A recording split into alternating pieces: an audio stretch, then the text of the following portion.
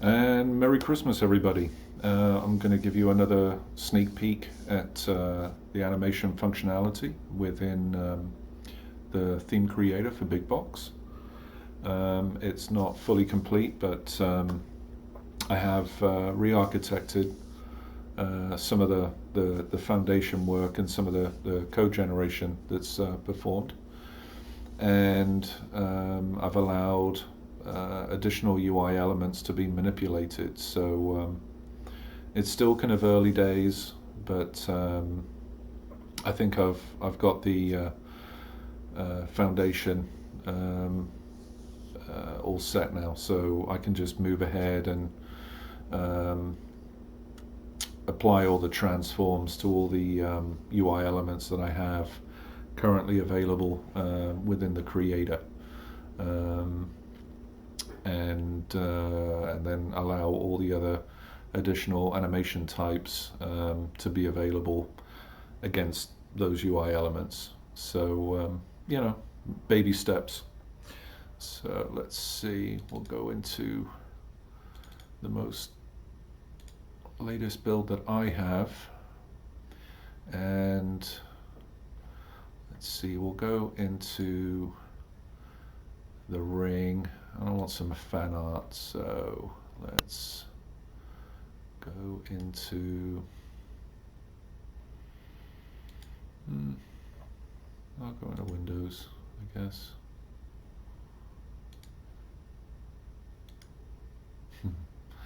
Anything really.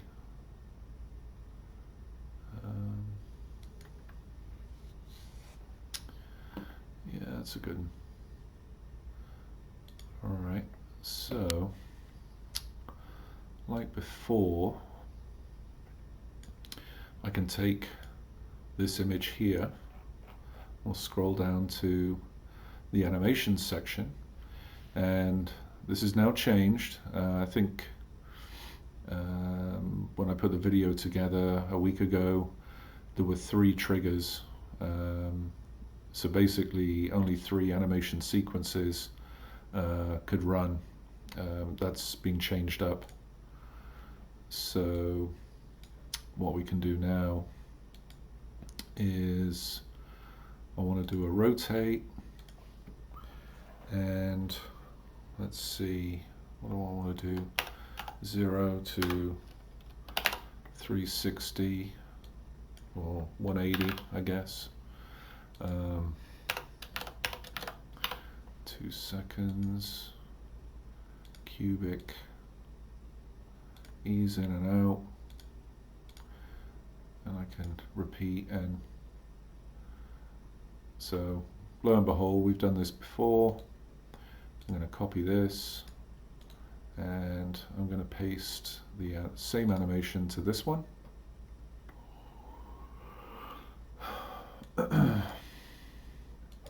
Haven't changed anything here. Again, you can still see the UI elements tagged to indicate that they have animations defined against them. But I'll go ahead and add it to the video while I'm at it. And I'll change the animation on the video, and we won't have any of that.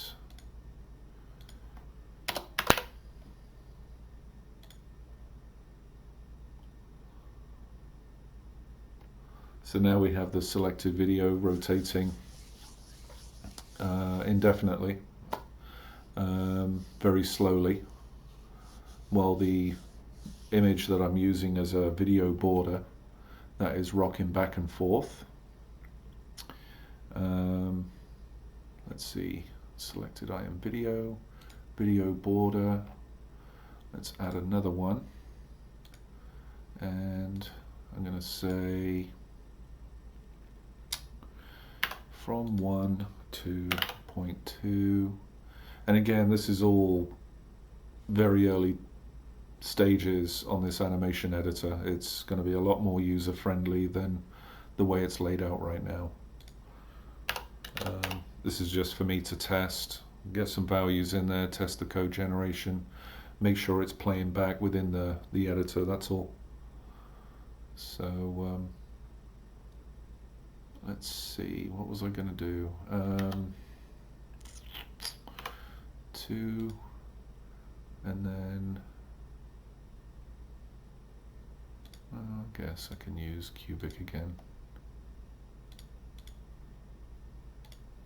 So it's just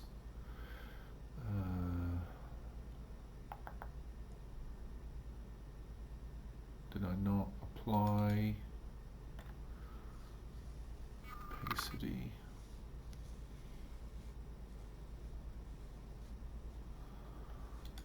Does opacity not even work? I thought I did.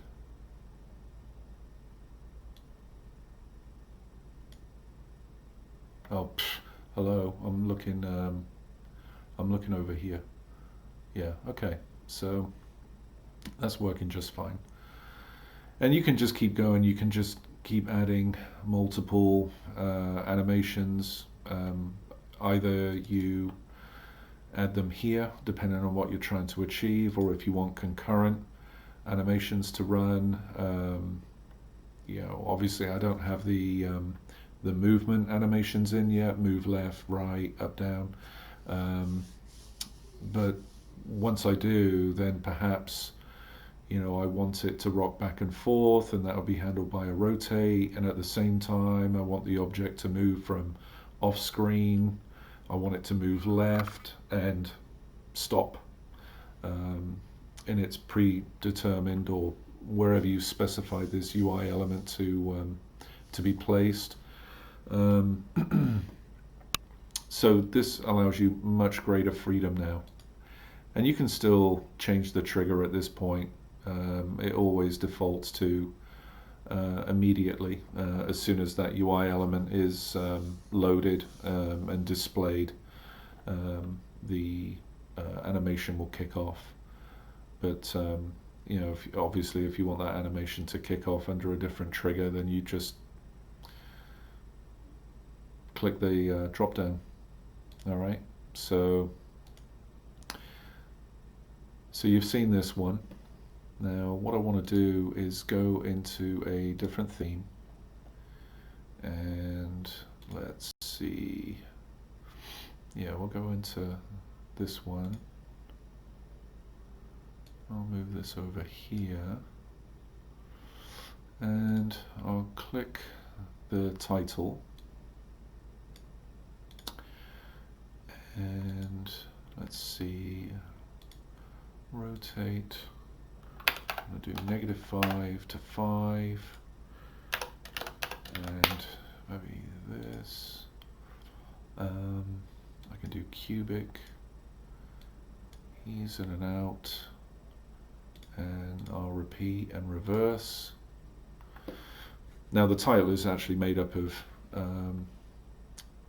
2 UI elements, one on top of the other, just so that you have a greater shadow depth. So I'm just going to simply paste that same animation definition to the second one. So now we have a nice rocking motion. And now what I'm going to do is, oh, I'm still on the one below, and that's fine. What I want to do is opacity, and I want it to go from invisible basically to visible, and it's going to take that amount of time. No easing function, no repeat, no auto reverse. Alright, and because I applied it to title 2, I want the same animation to be on title 1. Alright, so I'm going to save that, and as I click again, it might actually be happening too quickly. Let me just change the speed.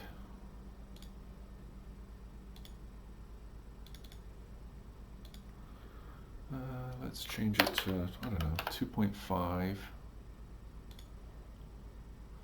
Yeah, I saw something then. Let's paste the same to the one underneath. Yeah, there you go. I'm seeing the effect. Oh, I talk about different triggers, and I didn't even bother. Once selected, copy, paste. There you go.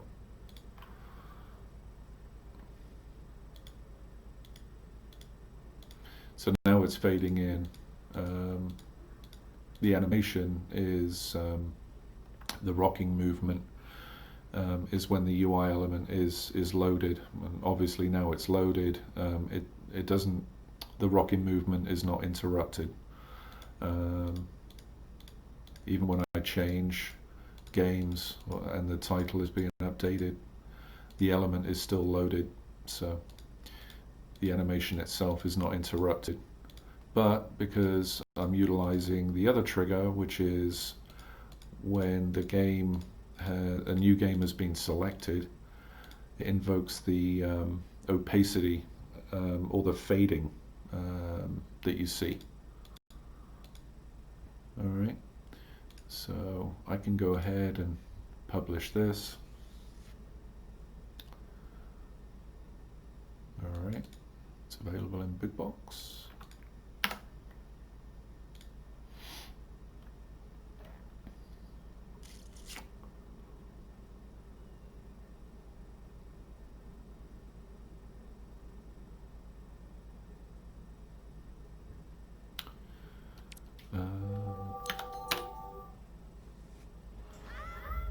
There it is. Let's select.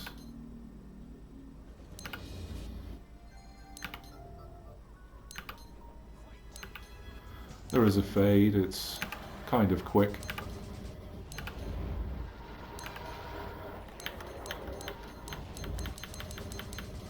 And as you can see, as I'm scrolling up and down, it's not affecting the title at all until I come to rest on a game, and then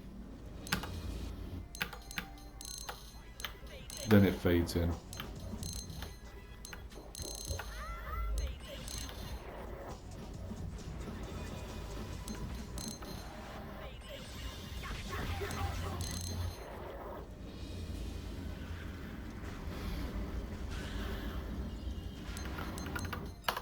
I'm not quite sure if I've got the animation set correctly on both those UI elements. Let's have a quick look. Title.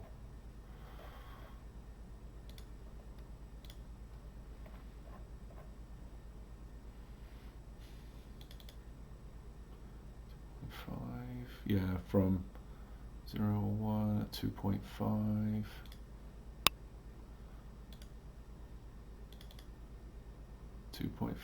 Yeah, it's the same. Okay. But there you go. That's with two completely independent animations running, triggered by two different events. And let's see, let's go to the ring. And this is kind of vomit inducing with the with the video, but like I said, this is just purely a test,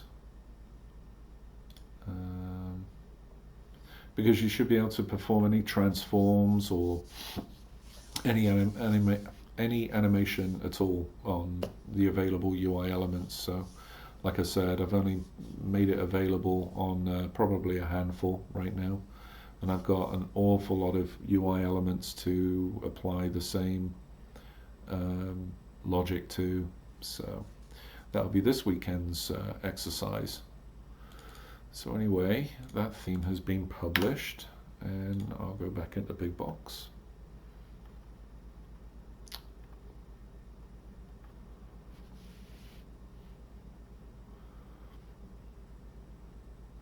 And by the way, I just wanted to give a big thank you to Rincewind, who's been tinkering with this for a week or so, and we had a lengthy conversation over the weekend, and that's what kind of led me to restructure how animations are defined within the editor. And I think we're on a really good course now.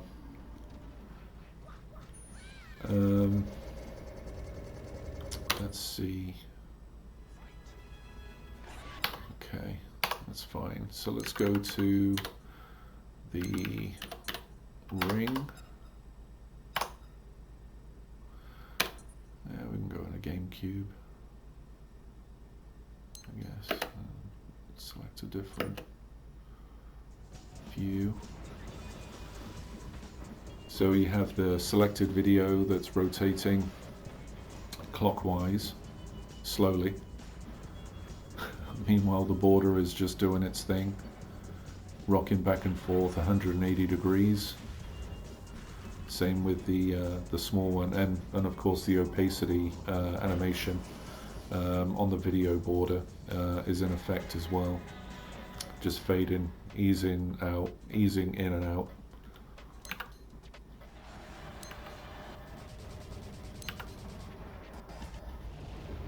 Not something that you would essentially have on a theme, but again, it's just for demonstration purposes. Yeah. So